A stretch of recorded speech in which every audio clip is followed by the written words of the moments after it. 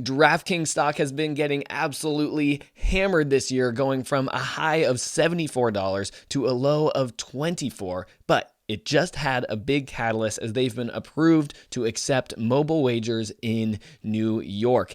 We can check out their stock price right now. They are up 6% just about currently. We'll see by the end of the trading day if that goes up even more. But you can see just in the 3-month chart, if you're an investor in DraftKings, you've got to be pretty pumped that this New York news finally came in, because you're down just about 50% from 3 months ago. So let's go over some of the upside and downside currently in DraftKings stock. Is it a good buy right now? So the upside. We have New York. They're the perfect test case for all of these major states and cities that haven't yet accepted mobile gambling.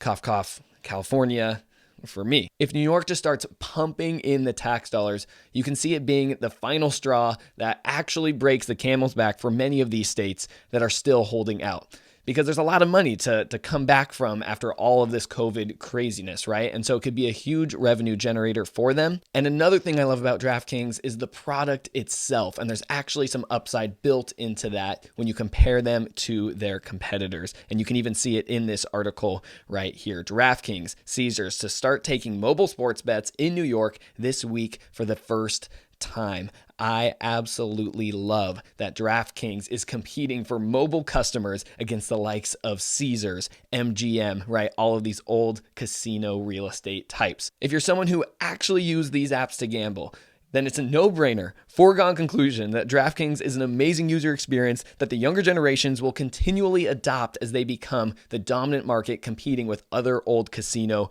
companies, right? DraftKings was a tech product company first, and it's seen in how they've built their product. It's just what they do. They know how to do that. And you compare that with Caesars or an MGM, and it's obvious that you have that old casino real estate, suit and tie, smoking cigar vibe, where it's just not their specialty. One is built for it, and the other is trying to pivot. And I think in the long-term future for DraftKings, this is going to be a very good competitive advantage for them.